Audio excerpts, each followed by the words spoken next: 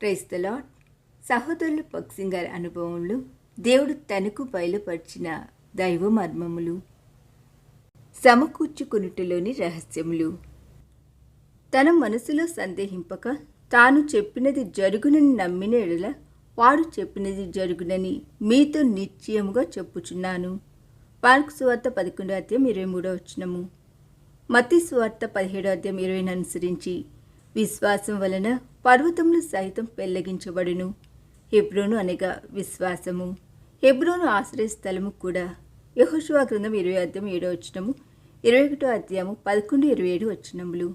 హెబ్రోనుకున్న మూడవ అర్థం ఏమనగా ఆత్మీయముగా బలహీనులుగా నున్న వారి భారములను మనము భరించి వారు పడిపోయినప్పుడు లేక అపాయంలో నున్నప్పుడు ప్రసవ వేదనతోనూ పట్టుదలతోనూ వారి కొరకు ప్రార్థించవలెను.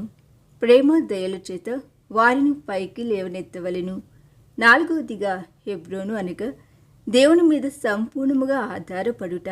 అనేక మంది విశ్వాసులు, దేవుని సేవకులు వారి ఏర్పాట్ల విషయమై దేవుని అడగకపోవటచే గొప్ప నష్టమును అనుభవించెదరు.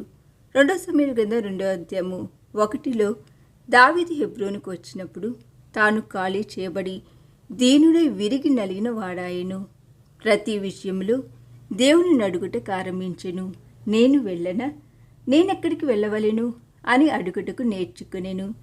మన ప్రతి నష్టమును సమకూర్చుకొనుటకిది 4వ మార్గము.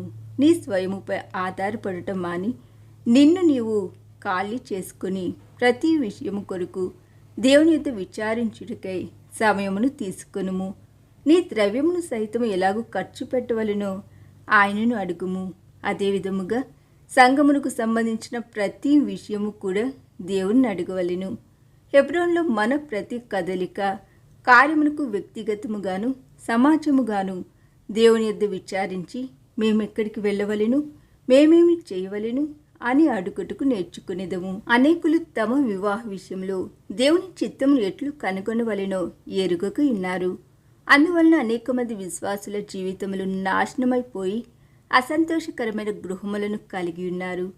దావీదు కూడా అనేక సంవత్సరములు శ్రమల గుండా వెళ్ళిన తరువాతనే ప్రభువా నేను ఎక్కడికి వెళ్ళవలెను, ఏమి చేయవలెను అని అడుగుటకు నేర్చుకొనెను. ఈ దిన ధ్యానము మనందరి ఆత్మీయ జీవితమునకు ఆశీర్వాదకరముగా ఉండునుగాక. ఆమేన్.